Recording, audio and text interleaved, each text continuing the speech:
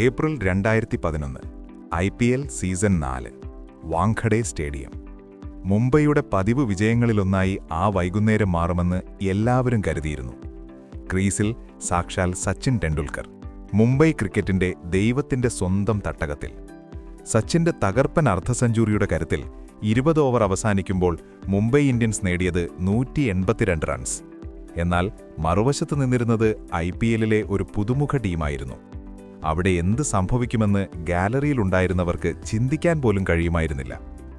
പിന്നീടുള്ള 19 ഓവറുകളിൽ കണ്ടത് വെറുമൊരു റൺവേട്ടയായിരുന്നില്ല, മറിച്ച് ഒരു ടീമിന്റെ കരുത്തുറ്റ പ്രഖ്യാപനമായിരുന്നു. ശാന്തമായും എന്നാൽ അങ്ങേയറ്റം ആത്മവിശ്വാസത്തോടെയും കൊച്ചി ടസ്കേഴ്സ് കേരളം 182 റൺസ് പിന്തുടർന്ന് വാങ്ഖഡെയെ നിശബ്ദമാക്കി. അതവരുടെ അരങ്ങേറ്റമായിരുന്നു, സ്റ്റൈലായുള്ള വരവറിയിക്കൽ.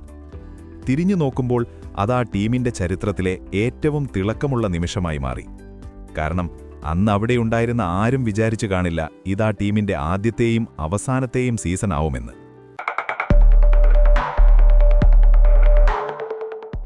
2010 IPLന്റെ ജനപ്രീതി കണക്കിലെടുത്ത് 2 പുതിയ ടീമുകളെ കൂടി ഉൾപ്പെടുത്താൻ BCCI തീരുമാനിച്ചു.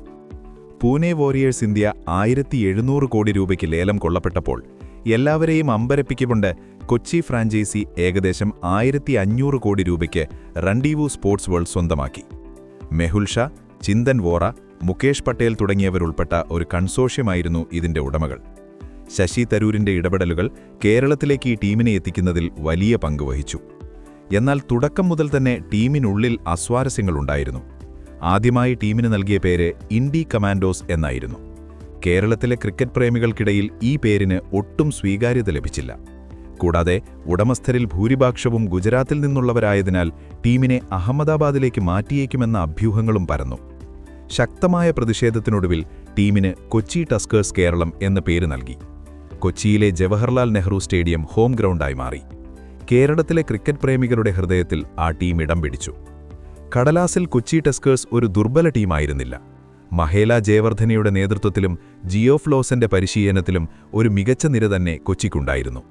മുത്തയ്യ മുരളീധരന്റെ സ്പിൻ മാന്ത്രികത, ബ്രണ്ടൻ മെക്കല്ലത്തിന്റെ വെടിക്കെട്ട് ബാറ്റിംഗ്, രവീന്ദ്ര ജഡേജയുടെ ഓൾറൗണ്ട് മികവ് എന്നിവ ടീമിന് കരുത്തേകി. VVS Lakshman, S Sreesanth, RP Singh തുടങ്ങിയ ഇന്ത്യൻ താരങ്ങളും ടീമിലുണ്ടായിരുന്നു. കൂടാതെ കേരളത്തിലെ പ്രാദേശിക പ്രതിഭകളായ റൈഫി വിൻസെന്റ് ഗോമസ്, പ്രശാന്ത് പരമേശ്വരൻ, പ്രശാന്ത് പത്മനാഭൻ എന്നിവർക്കും IPL എന്ന വലിയ വേദിയിൽ ഈ ടീം അവസരം നൽകി. 2011 കൊച്ചിയുടെ സീസൺ സ്ഥിരതയില്ലാത്തതായിരുന്നു. കളിച്ച 14 മത്സരങ്ങളിൽ 6 എണ്ണത്തിൽ അവർ വിജയിച്ചു.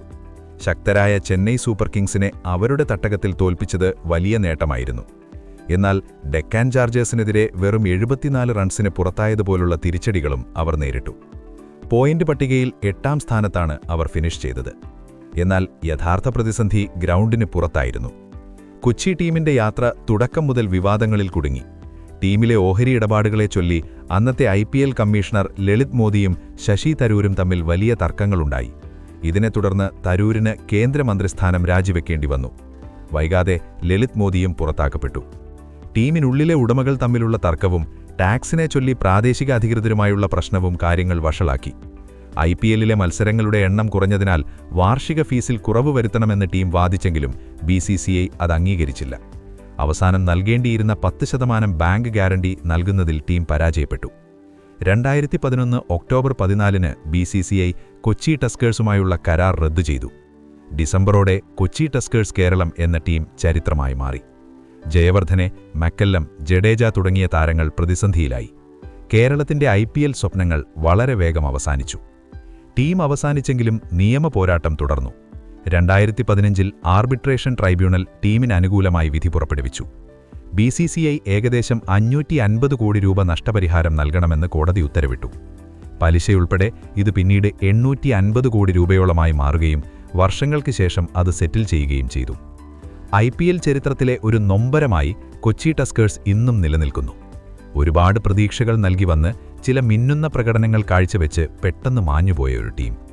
വാങ്ഖഡെയിൽ മുംബൈയെ തകർത്ത ആ നാട്ട് ഒരു വലിയ യാത്രയുടെ തുടക്കമാണെന്ന് എല്ലാവരും കരുതി. എന്നാൽ അതൊരു ഓർമ്മ മാത്രമായി അവശേഷിച്ചു. കേരളത്തിലെ ക്രിക്കറ്റ് പ്രേമികൾ ഇന്നും സ്വന്തമായൊരു ടീമിനായി കാത്തിരിക്കുമ്പോൾ കൊച്ചി ടസ്കേഴ്സിന്റെ ആ ഒരേയൊരു സീസൺ ആഘോഷവും ഒപ്പം ഒരു തീരാ നഷ്ടവുമാണ്.